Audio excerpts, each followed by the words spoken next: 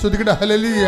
Hallelujah ഹല്ലേലൂയ ഹല്ലേലൂയ ഹല്ലേലൂയ ഹല്ലേലൂയ ഹല്ലേലൂയ ഹല്ലേലൂയ യേശുവേ സ്തുതി. ഹല്ലേലൂയ ഹല്ലേലൂയ ഹല്ലേലൂയ ഹല്ലേലൂയ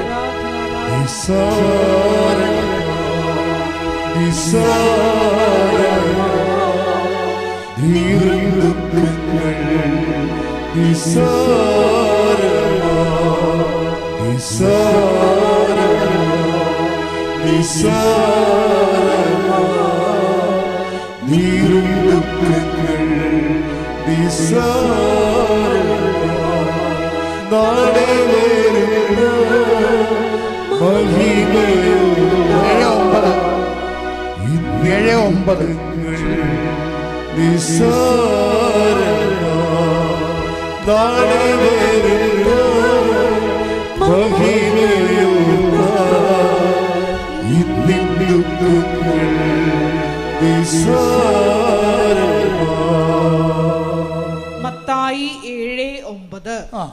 മകൻ അപ്പം ചോദിച്ചാൽ പറഞ്ഞ മകൻ അപ്പം ചോദിച്ചാൽ കല്ല് കൊടുക്കുന്ന ആരെങ്കിലും നിങ്ങളിലുണ്ടോ? അഥവാ മീൻ ചോദിച്ചാൽ പാമ്പിനെ കൊടുക്കുമോ? മക്കൾക്ക് നല്ല വസ്തുക്കൾ കൊടുക്കണമെന്ന് ദുഷ്ടരായ നിങ്ങൾ അറിയുന്നുവെങ്കിൽ നിങ്ങളുടെ സ്വർഗസ്ഥനായ പിതാവ്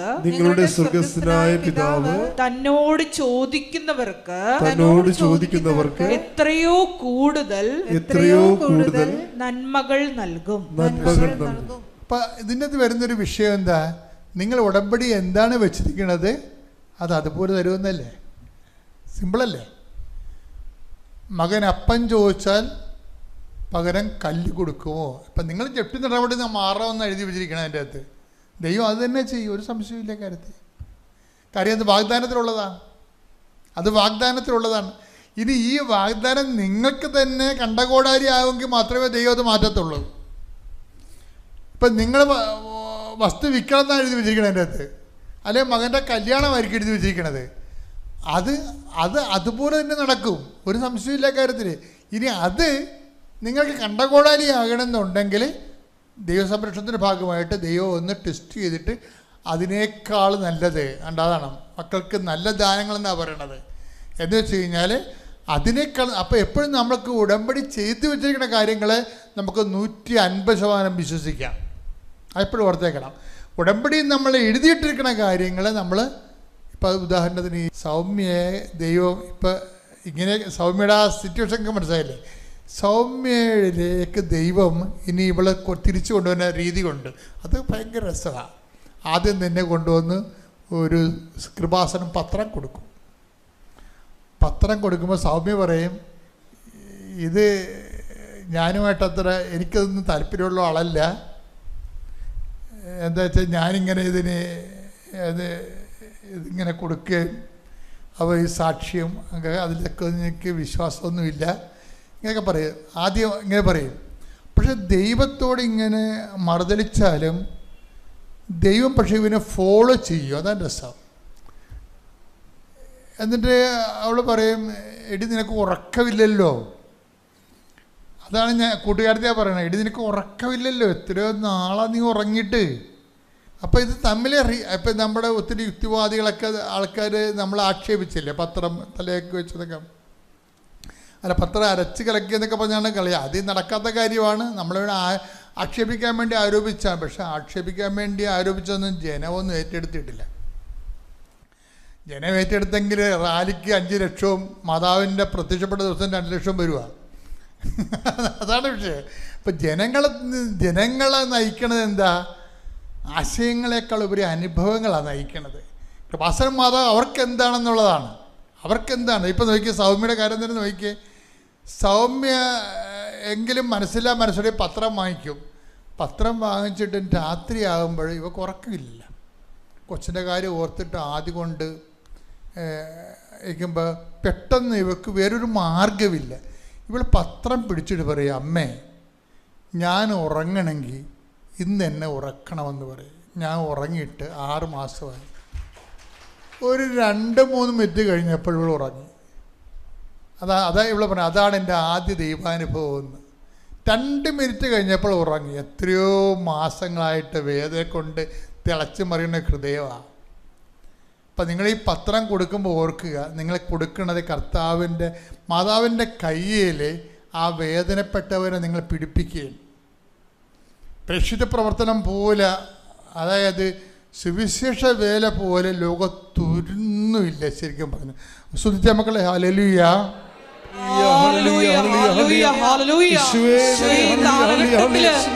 കൈയും കാലുമായി പ്രവർത്തിക്കുവാൻ ഞങ്ങളെ ഈ ആരാധനയിലൂടെ തിരഞ്ഞെടുത്ത് അഭിഷേകം ചെയ്യണമേ. ലോകത്തിന്റെ അതിർത്തികളിലേക്ക് അയക്കണമേ. സുവിശേഷ സാക്ഷികളാക്കി ഉയർത്തണമേ. Hallelujah, hallelujah. മഹത്വം, മഹത്വം. ആരാധന, ആരാധന. ഹല്ലേലൂയ, ഹല്ലേലൂയ, ഹല്ലേലൂയ. മഹത്വം ദൈവമേ, ആരാധന. ഹല്ലേലൂയ. ഒന്ന് കൊരിന്ത്യർ 9:16 എടുത്തേ.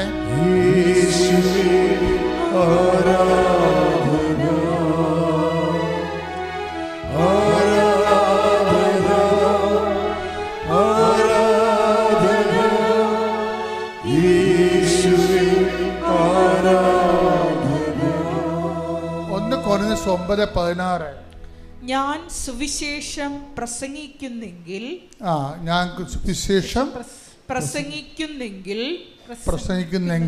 അതിൽ എനിക്ക് അഹംഭാവത്തിന് വകയില്ല. അത് എന്റെ കടമയാണ്. ഞാൻ സുവിശേഷം പ്രസംഗിക്കുന്നില്ലെങ്കിൽ എനിക്ക് ദുരിതം. അപ്പം ഈ കടമയാണ് നമ്മൾ ചെയ്യണത്. അപ്പം എപ്പോഴും ഓർത്തേക്കണം, മറ്റു മനുഷ്യരെ അവരുടെ വേദനകളിലെ സഹായിക്കാനും ആശ്വസിപ്പിക്കാനും നമുക്ക് കടമയുണ്ടെങ്കിൽ ഒരു മനുഷ്യനുള്ള ഏറ്റവും വലിയ കടമ എന്താണ്? ക്രിസ്തുവിനെ കൈമാറാനുള്ളതാണ് നമ്മുടെ ഏറ്റവും വലിയ കടമ. ഇപ്പം ആൾക്കാർക്ക് വീട് വെച്ച് കൊടുക്കുക, അതുപോലെ തന്നെ നമുക്കങ്ങനെ ഒരു പ്രോജക്റ്റുണ്ട്. നമുക്ക് 3 സ്ഥലത്ത് സ്ഥലം വാങ്ങിച്ചു വെച്ചിട്ടുണ്ട്. ചില സ്ഥലങ്ങൾ നമുക്ക് തന്നതാണ്. അപ്പോൾ അവിടെ എല്ലാം നമ്മൾ വീട് വെച്ച് കൊടുക്കും ആൾക്കാർക്ക്. നമ്മൾ അതിനുവേണ്ടി ആ സ്ഥലം ഒന്ന് തരാൻ മാറ്റാൻ വേണ്ടിയുള്ള പ്രോസസ്സിങ്ങാണ്. പക്ഷേ എനിക്കെപ്പോഴും തോന്നിയിട്ടുള്ളത്, ഒരു മനുഷ്യന് നമുക്ക് വീട് വെച്ച് കൊടുക്കുക, അത് റോട്ടറി ക്ലബ്ബുകാർക്ക് നടക്കും, ലയൺസ് ക്ലബ്ബുകാർക്ക് നടക്കും, ലോകത്തെ എല്ലാവർക്കും നടക്കുന്ന കാര്യങ്ങളാണത്. പക്ഷെ ക്രിസ്തുവിനെ കൊടുക്കണമെന്നുണ്ടെങ്കിൽ എന്ത് ചെയ്യണം? ക്രിസ്തു നമ്മുടേക്ക് വേണം. കാശ് നമുക്കുണ്ടാകും, പക്ഷെ ക്രിസ്തു ഉണ്ടാകണത് അതിനേക്കാൾ വലിയ കാര്യം ക്രിസ്തു തീരുമാനിക്കണത്. കാശുണ്ടാക്കണമെങ്കിൽ നമ്മൾ അധ്വാനിച്ചാലും നല്ലവണ്ണം ബിസിനസ് ചെയ്യാലും കാശുണ്ടാകും. ക്രിസ്തു നമുക്കുണ്ടാകണമെങ്കിൽ ക്രിസ്തു തീരുമാനിക്കണം. ക്രിസ്തു തീരുമാനിക്കണം എന്താണ്? നമ്മൾക്ക് ക്രിസ്തുവിനെ കൂടെ നിർത്താൻ പറ്റുന്ന ആളാണ് നമ്മളെന്നുള്ളത് ക്രിസ്തുവിനും തോന്നണം. എന്നാൽ മാത്രമേ കൈമാറ്റം നടക്കത്തുള്ളൂ. അതുകൊണ്ട് തന്നെയാണ് ക്രിസ്തുവിനെ നമ്മൾ കൊടുത്തു കഴിഞ്ഞാൽ നമ്മൾ എല്ലാം കൊടുത്തതിന് തുല്യമാവും. എന്താ കാര്യം? അവൻ ക്രിസ്തു ഏത് കാലാവസ്ഥയിലും, അതായത് സകല വാഗ്ദാനങ്ങളും അല്ലേ. ശ്രദ്ധിക്കട്ടെ. ഹല്ലേലൂയ, ഹല്ലേലൂയ, ഹല്ലേലൂയ, ഹല്ലേലൂയ. യേശുവേ നന്ദി. ഹല്ലേലൂയ, ഹല്ലേലൂയ, ഹല്ലേലൂയ, ഹല്ലേലൂയ, ഹല്ലേലൂയ. യേശുവേ ആരാധന, ആരാധന. ഹല്ലേലൂയ, ഹല്ലേലൂയ, ആരാധന, ആരാധന. യേശുവേ ഈശോയ്ക്ക് മാതാവിന് 1000 നന്ദി. എൻ്റെ പേര് റോസ്. ഞാൻ തൃശ്ശൂരിൽ നിന്നാണ് വരുന്നത്. ഞാൻ ഉടമ്പടി എടുത്തത് കഴിഞ്ഞ സെപ്റ്റംബർ 3-ാം തീയതിയാണ്. ഞാനൊരു ഫോറിൻ മെഡിക്കൽ ഗ്രാജുവേറ്റ് ആണ്. ഞാൻ റഷ്യയിലാണ് MBBS പഠിച്ചത്. അപ്പോൾ അവിടെ പഠിച്ചു കഴിഞ്ഞിട്ട് നമ്മളിവിടെ വരുമ്പോൾ ഇന്ത്യയിലൊരു രജിസ്ട്രേഷൻ കിട്ടാൻ വേണ്ടിയിട്ട്, ഇവിടുത്തെ ഡോക്ടർ ആവാൻ വേണ്ടിയിട്ട് നമ്മളിവിടെ ഒരു FMG എക്സാം പാസ്സാവണം. അത് അത്യാവശ്യം കുറച്ച് ടഫായിട്ടുള്ള എക്സാമാണ്. അപ്പോൾ 150 പാസ് മാർക്ക് വേണം. അപ്പോൾ എല്ലാ കൊല്ലവും ഇത് ഒരു ജനുവരി ജൂലൈ മാസത്തിലൊക്കെയാണ് നടക്കാറ്. അപ്പോൾ ഞാൻ കഴിഞ്ഞ ജൂണിലാണ് ഞാൻ ഗ്രാജുവേറ്റ് ആവുന്നത്. അത് കഴിഞ്ഞിട്ട് പിന്നെ എനിക്ക് അടുത്ത എക്സാം വരുന്നത് ജനുവരി 2025 അടുത്ത എക്സാം വരുന്നത്. അപ്പോൾ ജൂണിൽ പാസ്സായി. ഞാൻ അത് കഴിഞ്ഞിട്ടൊരു പ്ലാറ്റ്ഫോം എടുത്ത് പഠിക്കാൻ തുടങ്ങി. അത് കഴിഞ്ഞിട്ടാണ് സെപ്റ്റംബറിലാണ് ഞാൻ 3-ാം തീയതി ഇവിടെ വന്നിട്ട് ആദ്യമായിട്ട് ഉടമ്പടി എടുക്കുന്നത്. ഉടമ്പടി എടുത്തു. പക്ഷേ ഉടമ്പടി എടുത്തു കഴിഞ്ഞിട്ടും അതിന് മുമ്പുണ്ടായിരുന്ന പഠിത്തം അങ്ങനെ ഉണ്ടായിരുന്നു. പക്ഷേ ജീവിതത്തിൽ അങ്ങനെ ഉടമ്പടി എടുത്ത് കഴിഞ്ഞതിനും അതിന് മുമ്പ് ഉണ്ടായിരുന്ന ജീവിതത്തിലും പ്രത്യേകിച്ചൊരു മാറ്റം ഉണ്ടായിരുന്നില്ല. കാരണം ഉടമ്പടി ആദ്യത്തെ കുറച്ച് ദിവസമൊക്കെ ഞാൻ കറക്റ്റായിട്ട് പ്രാർത്ഥനയും ധ്യാനവും ബൈബിൾ വായനയും എല്ലാം ആയിട്ട് കൊണ്ടുപോയിരുന്നു. പക്ഷെ അത് കഴിഞ്ഞ് പതുക്കെ ലാഗായിട്ട് ഇങ്ങനെ വന്നുകൊണ്ടിരുന്നു. പിന്നെ പതുക്കെ പഠിത്തത്തിലാണ് കുറച്ചും കൂടെ ശ്രദ്ധ ഉണ്ടായിരുന്നത്. പ്രാർത്ഥനയിൽ കുറച്ച് ഇമ്പോർട്ടൻസ് കുറഞ്ഞു പോയിരുന്നു. അത് കഴിഞ്ഞ് എൻ്റെ എക്സാം വരുന്നത് ജനുവരി 12-നാണ് എൻ്റെ എക്സാം നടത്തിയിരുന്നത്. അപ്പോൾ ഇതെല്ലാം അങ്ങ് പ്രേക്ഷിത പ്രവർത്തനം ഇതൊന്നും ചെയ്യുന്നുണ്ടായിരുന്നില്ല. പതുക്കെ പിന്നെ പത്രം കൊടുക്കുന്നതിലൊക്കെ എനിക്ക് ഭയങ്കര ബുദ്ധിമുട്ടും ചമ്മലൊക്കെ ആയിരുന്നു. എങ്ങനെ എത്രയും ഇങ്ങനെ ആൾക്കാരുടെ അടുത്ത് പോയി കൊടുക്കുന്നത് എന്നൊക്കെ ആലോചിച്ചിട്ട് പിന്നെ എക്സാമിന് ഞാൻ പോയി കഴിഞ്ഞപ്പോൾ എക്സാം എനിക്ക് തൃശ്ശൂർ തന്നെയാണ് സെൻറ്റർ കിട്ടിയിരുന്നത്. അപ്പോൾ അവിടെ പോയപ്പോൾ എനിക്ക് അതുവരെ പഠിച്ചതിൽ എൻ്റെ മെയിൻ ഇതെന്ന് വെച്ച് കഴിഞ്ഞാൽ എൻ്റെ ഒരു ഫ്രണ്ട്സിൻ്റെ അടുത്ത് എല്ലാവരുടെ അടുത്തും പറയുന്നതെന്ന് വെച്ചാൽ ദൈവമല്ലേ, അപ്പോൾ നമ്മുടെ കൂടെ എപ്പോഴും ഉണ്ടാവും, ഇതുവരെ കൊണ്ടെത്തിച്ചില്ലേ ഇനി മുന്നോട്ടും ദൈവം തന്നെ നമ്മളെ കൊണ്ടുപോകും എന്നുള്ള ഒരു തോട്ടാണ് ഞാൻ എപ്പോഴും എൻ്റെ ഫ്രണ്ട്സിൻ്റെ അടുത്തും എന്ത് എക്സാം ആണെങ്കിലും എനിക്ക് പറയാം. കാരണം എന്താണെന്ന് വെച്ചാൽ എൻ്റെ ജീവിതത്തിൽ ഇതുവരെ മെയിൻ എക്സാമുകളിലും അങ്ങനെ ഒന്നിലും ഞാനങ്ങനെ ഒരു ഫെയിൽ എന്നുള്ളൊരു ഇത് എനിക്ക് വന്നിട്ടില്ല. എല്ലാ എക്സാമിലും ഇപ്പോഴെനിക്ക് മനസ്സിലാവുന്ന ദൈവം സഹായിച്ച് തന്നെയാണ് ഞാനത് പാസ്സായി പോയിക്കൊണ്ടിരുന്നത്.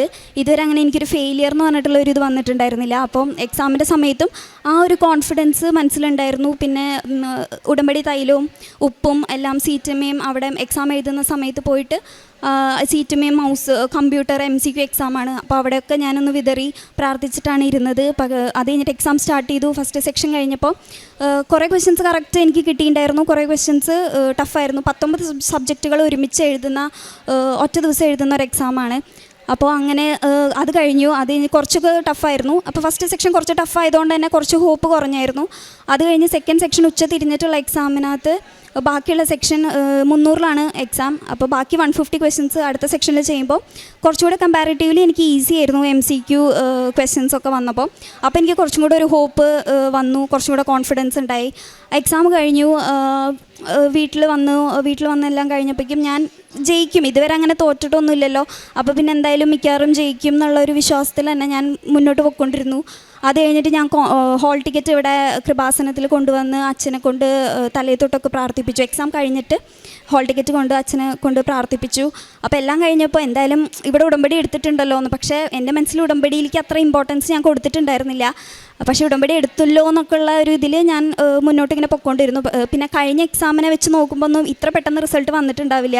7 ദിവസത്തിനകത്ത് തന്നെ റിസൾട്ട് വന്നു.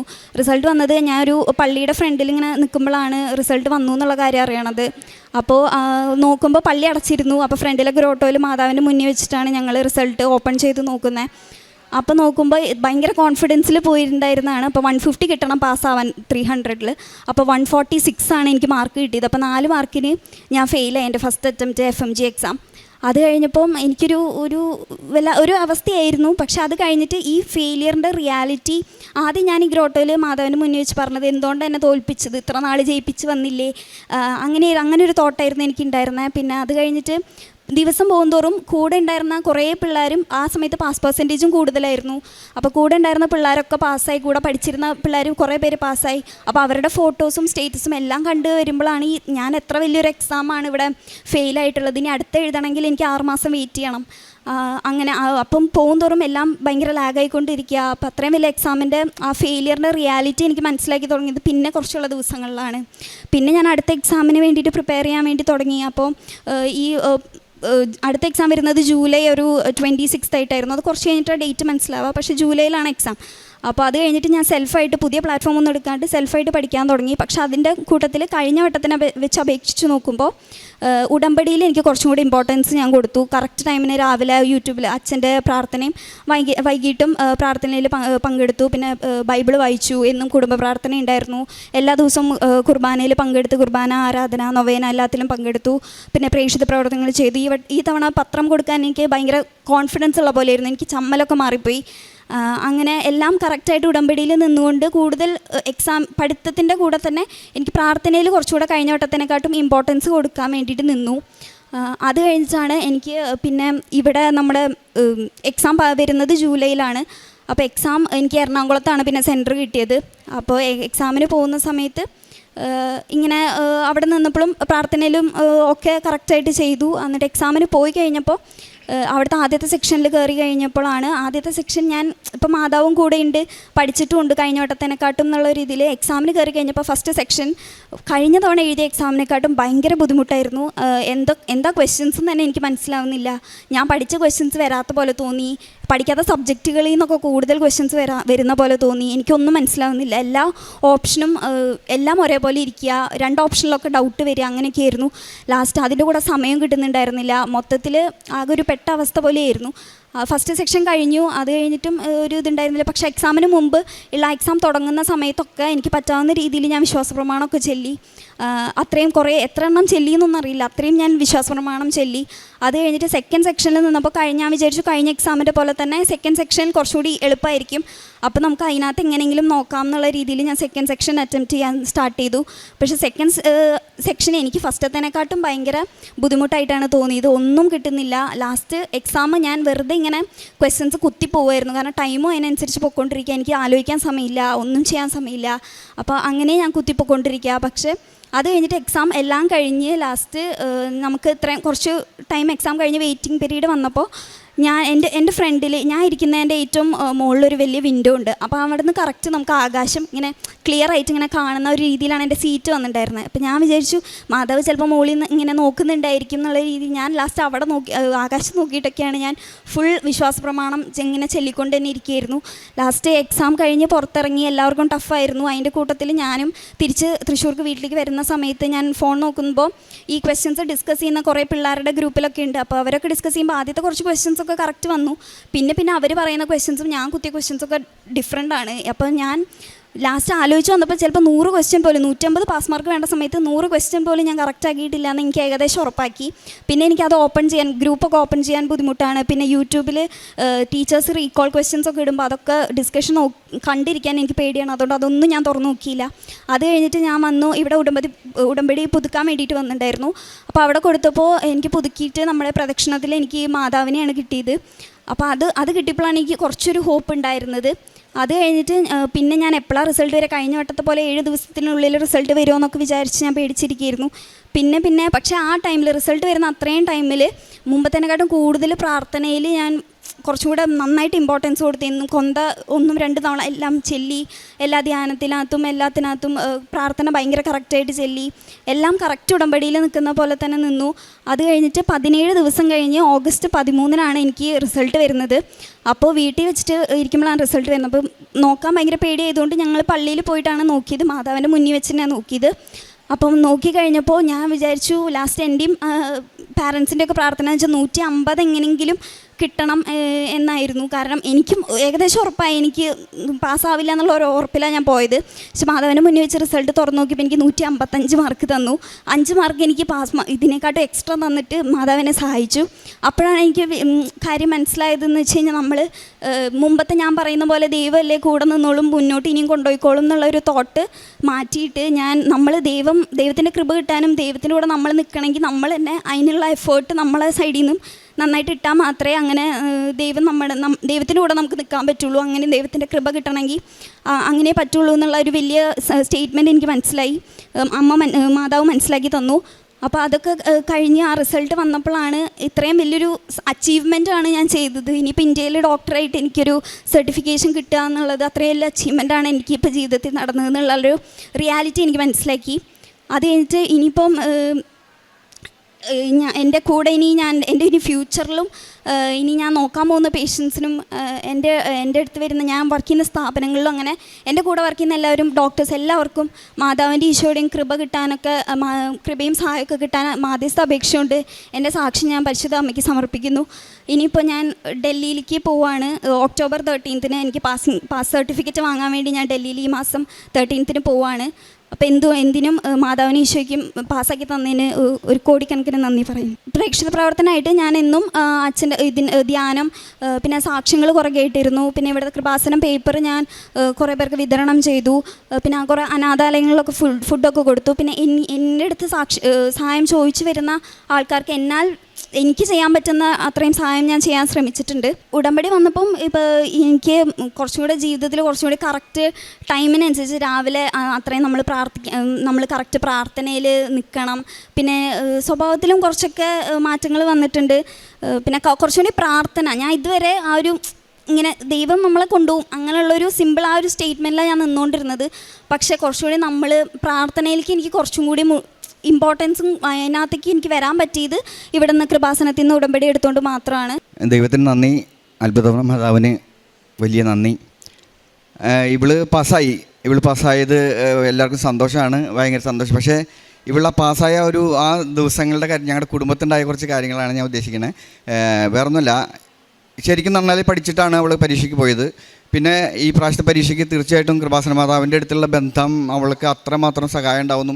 ശരിക്കും പറഞ്ഞൊരു തുള്ളിച്ചാടി കോൺഫിഡൻസിൽ തന്നെയാണ് അവൾ പരീക്ഷ എഴുതാൻ പോയത്. പരീക്ഷ ഹാളിൽ എഴുതിയപ്പോൾ കാര്യം പറഞ്ഞല്ലോ, ടോട്ടലി ബ്ലാങ്ക് ആവുമായിരുന്നു. ബ്ലാങ്ക് ആവുകയെന്ന് പറഞ്ഞു കഴിഞ്ഞാൽ ഒന്നും മനസ്സിലാവാത്ത തരത്തിൽ മാറുകയാണ്. പരീക്ഷ കഴിഞ്ഞ് വന്നിട്ട് കൊച്ച് വല്ലാണ്ട് കരഞ്ഞിട്ടൊക്കെയാണ്. പക്ഷേ അപ്പം എനിക്ക് മനസ്സിലായി, അത് ഒരു 100-300ഓളം ക്വസ്റ്റ്യനാണ് ഇവർക്കുള്ളത്. ആ 300 ക്വസ്റ്റ്യനിൽ ഒരു ക്വസ്റ്റ്യൻ പോലും ശരിക്കും പറയാൻ റിവൈസ് ചെയ്ത് ഓർത്തെടുക്കാൻ പറ്റാത്ത തരത്തിൽ ആ ശക്തി മാറിപ്പോയായിരുന്നു.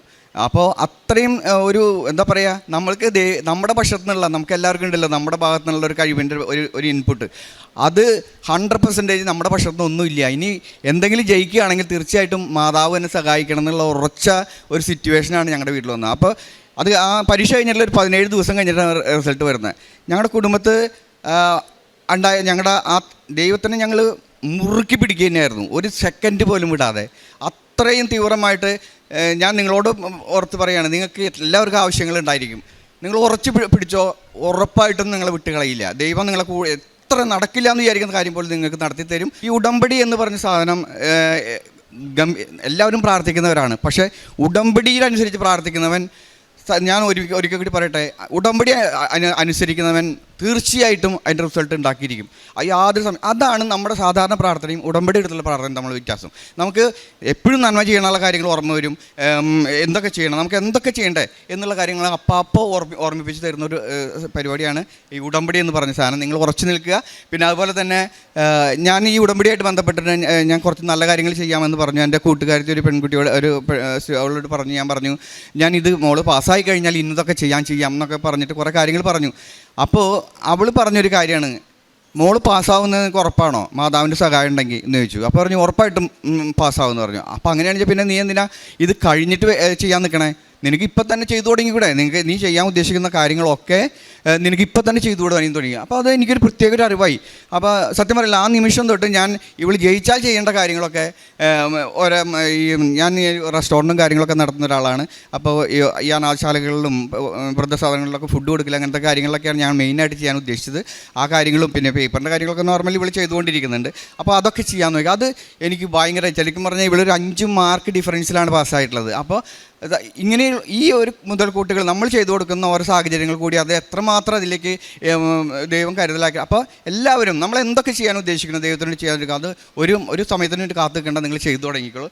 പിന്നെ ചില ആൾക്കാർ ഞങ്ങളുടെ പുത്തമ്പള്ളിയിലടക്കം ഈ നമ്മുടെ കൃപാസനം പേപ്പർ കൊടുക്കാനൊക്കെ ചില ആൾക്കാർക്ക് താല്പര്യക്കുറവുണ്ട്, അവിടുത്തെ നടത്തിപ്പുകാർക്കൊക്കെ അത് നമ്മൾ കാണുന്നുണ്ട്. പക്ഷേ അങ്ങനെയുള്ള ആൾക്കാർ, ഞാൻ അവിടെയും പറയുന്നത് ഇവിടെയും പറയുന്നത്, അങ്ങനെ ആരെങ്കിലും നിങ്ങളുടെ കൂട്ടത്തിൽ ആരെങ്കിലും പറയും, ഒരു ദിവസമെങ്കിലും നിങ്ങൾ ഇവിടെ വന്നിട്ട് ഇവിടെ ഉടമ്പടിയായിട്ട് ബന്ധപ്പെട്ടൊന്ന് കണക്റ്റ് ആയിട്ട് ഒരു ദിവസം ഇവിടുത്തെ ഒരു ജീവിതം അനുഭവിക്കുക. എന്നിട്ട് നിങ്ങൾക്ക് അങ്ങനെ തോന്നുന്നുണ്ടെങ്കിൽ നിങ്ങളത് തടയേ എന്ത് വേണം ചെയ്തു എന്നുള്ളതാണ് എനിക്ക് പറയാനുള്ളത്. പിന്നെ മോളുടെ കൂട്ടുകാർ പറഞ്ഞു, മോളുടെ കൂട്ടുകാരിയുണ്ട്, പല്ലവി എന്നാണ് പേര്. അവളും ഈ കൃപാസനത്തിൽ വന്നിട്ട് ഉടമ്പടി എടുത്തുള്ള കൊച്ചാണ്. അപ്പോൾ അവളുടെ പരീക്ഷ സമയത്തുള്ളൊരു എക്സ്പീരിയൻസ്, അവളിങ്ങനെ ഉപ്പ് വിതറിക്കൊണ്ടിരിക്കുന്ന സമയത്ത് അവിടുത്തെ എക്സാം മോണിറ്റർ ചെയ്യുന്ന ഭയങ്കര സ്ട്രിക്റ്റാണ്, നിങ്ങൾക്കറിയാമല്ലോ, MBBS എക്സാമാണ്. അപ്പോൾ മോണിറ്റർ ചെയ്യുന്ന ആൾ പറഞ്ഞു, ഉപ്പ് വിതരണം കണ്ടപ്പോൾ ഒരു പൊടി വിതരണം കണ്ടപ്പോൾ കൃപാസനാണല്ലേ, ആയിക്കോട്ടെ ഇവിടെ എല്ലാവരും ചെയ്യുന്നുണ്ടെന്ന് പറഞ്ഞു. അതുപോലെ തന്നെ അവളിൽ കാശുരൂപം ഉണ്ടായിരുന്നു. ആ കാശുരൂപം കൈപ്പിടിക്കാൻ പറ്റില്ല എന്ന് പറഞ്ഞപ്പോൾ പുറത്തുകൊണ്ട് ഇടാൻ പോയപ്പോൾ ആ ട്രേയിൽ കിടക്കുന്നത് മുഴുവൻ കൃപാസന മാതാവിൻ്റെ ലോക്കറ്റുകളാണ്. അത് ഒക്കെ സത്യം പറഞ്ഞാൽ നമുക്ക് ഈ ദൈവത്തിൻ്റെ മഹത്വം ഇങ്ങനെ മാതാവിനെ അത് സ്പ്രെഡായി പോകുന്നതിൻ്റെ നമുക്ക് നോക്കി നിൽക്കുന്ന സാക്ഷ്യങ്ങളാണ്. പിന്നെ ഒരു കാര്യം കൂടി പറഞ്ഞോട്ടെ, ഈ ദൈവത്തിനോട് നമ്മൾ പ്രാർത്ഥിക്കാം. നമ്മൾ പ്രാർത്ഥിച്ചു കഴിയുമ്പോൾ നമുക്ക് എല്ലാവർക്കും ഉണ്ട് പ്രാർത്ഥനകൾ. പക്ഷേ നമുക്കൊരു ഡൗട്ട് ഉണ്ട്, ഇത് നടക്കുമോ 1% ഡൗട്ട് ചെയ്യാത്ത ഒരാളും നമ്മുടെ കൂട്ടത്തിൽ ഉണ്ടാവില്ല. പക്ഷേ ഇത് കിട്ടിക്കഴിയുമ്പോൾ, നമ്മൾ പാസ്സായി കഴിയുമ്പോൾ, അല്ലെങ്കിൽ നമ്മൾ ലക്ഷ്യം കെട്ടിക്കഴിയുമ്പോൾ ദൈവം നമ്മുടെ കൂടെ ഉണ്ട് എന്നുള്ളൊരു ബോധ്യത്തിൽ നമ്മുടെ ജീവിതം ഉണ്ടല്ലോ, അത് ഭയങ്കരമായിട്ടുള്ള ഒരു പക്ഷേ ഈ അച്ഛന്മാരൊക്കെ അനുഭവിക്കുന്നതായിരിക്കും. നമുക്ക് അത്രയും ദൈവമായിട്ടുള്ളൊരു സ്നേഹം, ഒരു വെള്ളത്തിൽ പൊങ്ങിക്കിടക്കുന്ന ഒരു സാധനത്തിനെ പോലെ കാണുന്നവരുടെ അടുത്തും ഒക്കെ നമുക്കിത് പറയാനുള്ളൊരു അവസരം. ഇതൊക്കെ നമുക്ക് ഈ കൃപാസന മാതാവ് തന്നിട്ടുള്ള അനുഗ്രഹമാണ്. പിന്നെ എൻ്റെ ഒരു ചെറിയൊരു ആഗ്രഹം കൂടി ഞാൻ പറയാൻ ആഗ്രഹിക്കുകയാണ്. ഇപ്പോൾ കഴിഞ്ഞ ഫെബ്രുവരിയിലൊക്കെ ഇവിടെ ഒരു പയ്യൻ 3 പ്രാവശ്യമൊക്കെ FMG പരീക്ഷ പാസ്സായി തോറ്റിട്ട് എഴുതി പാസ്സായിട്ട് കരഞ്ഞൊക്കെ അനുഭവം പറഞ്ഞ് നിങ്ങൾ പലരും കേട്ടിട്ടുണ്ടായിരിക്കും, ഞങ്ങൾ ഒരുപാട് കേട്ടിട്ടുണ്ട്. അപ്പോൾ ഇങ്ങനെ ഒരുപാട് ഈ മാതാവിൻ്റെ അനുഗ്രഹം കൊണ്ട് നേടിയിട്ടുള്ള ഒരുപാട് പേരുണ്ട് നമ്മുടെ കൂടെ. അപ്പോൾ ഇപ്പം മോളുടെ ഞാനൊരു പറയുകയാണെന്ന് വെച്ചാൽ എല്ലാ ഡിസ്ട്രിക്റ്റിലും കൃപാസന മാതാവിൻ്റെ പേരിൽ ഒരു ചെറിയൊരു ക്ലിനിക്ക്, പാവങ്ങൾക്ക് ഫ്രീ ആയിട്ട് ചികിത്സ കൊടുക്കാൻ പറ്റുന്ന ക്ലിനിക്ക്, ഇങ്ങനത്തെ കുട്ടികളുടെയൊക്കെ പേര് സമാഹരിച്ചിട്ട് അങ്ങനത്തെ ഒരു കാര്യത്തിലേക്കൊക്കെ വെക്കാൻ പറ്റിയാൽ എൻ്റെ മോൾ അതിൻ്റെ കൂടെ ഉണ്ടാവും. അതുപോലെ ഏത് തരത്തിലുള്ള അനുഗ്രഹം കിട്ടുന്നോ അവർക്ക് എന്താണ് ചെയ്യാൻ പറ്റുക കൃപാസന മാതാവിൻ്റെ പേരിൽ അതൊക്കെ നടപ്പിൽ വരുത്തുക. ഇത് എൻ്റെ ഭാവിയിലത്തെ വലിയൊരു ആഗ്രഹമാണ്. എല്ലാവർക്കും ഞാൻ നീട്ടി പറയുന്നില്ല. നന്ദി. മുറുക്കെ പിടിച്ചോ, ദൈവം ഒരിക്കലും സഹായിക്കാതിരിക്കില്ല. അതാണ് ഞങ്ങളുടെ അനുഭവം, ഞങ്ങളുടെ കുടുംബത്തിൻ്റെ അനുഭവം. Thank you.